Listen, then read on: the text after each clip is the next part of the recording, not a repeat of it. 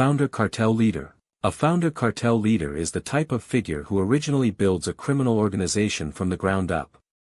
This version usually emerges in environments where law enforcement is weak and illegal markets begin to expand quickly. Their early role is often centered on organizing small groups, controlling local routes, and establishing the first structure of operations. Over time, their influence grows as they bring in trusted allies and eliminate internal instability.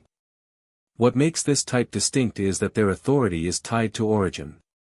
Even when the organization becomes large, their identity is closely connected to the creation of the cartel itself. Historically, these leaders often shape the culture and internal rules that later generations continue to follow, even after they are no longer in power. Successor cartel leader. A successor cartel leader is someone who takes control after the original founder is removed, arrested, or killed. This version usually inherits an already established network rather than building it from scratch. Their main challenge is maintaining stability in an organization that may already be under pressure from internal divisions or external enforcement. Unlike founders, successors often focus more on preservation than expansion. They must manage loyalty carefully, especially among factions that were personally loyal to the previous leader. In many cases, their success depends on whether they can adapt the organization to changing conditions without losing control of its core structure. This type of leadership is often marked by transition periods where the organization either stabilizes or begins to fragment. Regional boss. A regional boss is a cartel leader who controls a specific geographic area rather than the entire organization. This version operates within a defined territory and manages local operations that feed into the larger network. Their power is significant but limited by higher leadership structures or alliances. What defines them is their control over logistics, enforcement, and local decision-making within their region. They often act as the connection point between street-level operations and higher organizational leadership. Their influence depends heavily on maintaining order in their area while ensuring steady flow of resources upward. In many organizations, regional bosses become powerful figures in their own right, sometimes rivaling central leadership if the structure becomes weak or decentralized. Corporate-style cartel leader. A corporate-style cartel leader operates in a more structured and business-like way compared to traditional leadership models. This version treats the organization like a hierarchy with departments, roles, and delegated responsibilities. Instead of direct involvement in day-to-day actions, they focus on strategy, coordination, and long-term planning. Their leadership style often reduces visibility, as decisions are filtered through layers of management. This approach can make the organization appear more stable and organized, especially when compared to fragmented groups.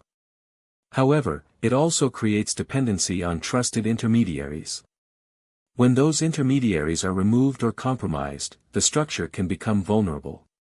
This type of leader is often associated with modernization of illegal enterprises into more complex networks. Enforcer-focused leader. An enforcer-focused leader is defined by their reliance on force and internal control mechanisms to maintain authority. This version prioritizes discipline and obedience within the organization above all else. Their leadership style is often shaped by environments where loyalty cannot be assumed and must be continuously enforced. Instead of delegating conflict resolution, they or their closest circle handle internal disputes directly. This creates a climate of fear-based stability, where compliance is maintained through strict consequences. While this approach can create short-term control, it often generates long-term instability, as fear can lead to fragmentation once pressure increases. Their reign is usually marked by constant internal tension and rapid responses to perceived threats. Low-profile invisible leader. A low-profile invisible leader operates in a way that minimizes public attention and avoids direct exposure. This version rarely appears in visible operations and often communicates through intermediaries.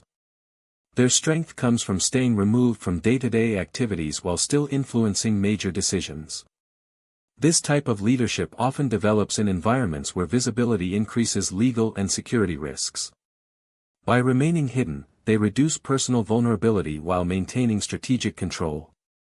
However, this distance can also create gaps in information flow, making them dependent on accurate reporting from others. In many cases, their authority is known within the organization but remains uncertain or debated outside of it. Family dynasty leader. A family dynasty leader is part of a cartel structure where leadership is passed through family connections. This version often emerges when criminal organizations become long-term institutions with generational involvement. Power transitions are influenced by inheritance rather than competition alone, which can reduce internal conflict in some cases but intensify it in others. Family loyalty plays a central role in maintaining authority, and leadership decisions are often tied to protecting the broader family structure. However, these systems can also create tension when competence does not align with inheritance. Over time, dynastic leadership can either stabilize an organization through continuity or weaken it if succession disputes arise. Prison-based controller. A prison-based controller is a leader who continues to influence cartel operations while incarcerated. This version relies heavily on communication networks that extend beyond prison walls, allowing them to maintain authority indirectly. Their leadership is often symbolic as well as operational, since their presence can still shape loyalty and decision-making outside. However, their control is usually less direct and depends on trusted representatives managing external activities. Over time, distance can weaken their practical influence, especially if internal leaders begin to assert independence. Despite this limitation, some prison-based leaders remain powerful figures because their reputation and history continue to command loyalty. Political connected leader. A political connected leader maintains influence through relationships with officials, institutions, or corrupt networks within governance systems. This version does not rely solely on internal cartel structure but instead integrates external protection or access. Their power often comes from reducing pressure through influence rather than direct confrontation. This creates an advantage in stability, as enforcement actions may be delayed or redirected. However, this type of leadership is highly dependent on maintaining those external relationships. If political conditions change or protection is lost, their position can weaken rapidly. This form of leadership highlights how criminal networks can sometimes intersect with broader institutional systems. Financial controller leader. A financial controller leader focuses primarily on managing money flows, logistics, and economic structure within the organization. This version is less visible in physical operations and more involved in financial planning, resource allocation, and profit distribution. Their influence comes from controlling access to funding and ensuring the organization remains economically functional. While they may not be the most publicly recognized figures, their role is essential in sustaining long-term operations. Without financial coordination, larger structures tend to collapse into disorganization.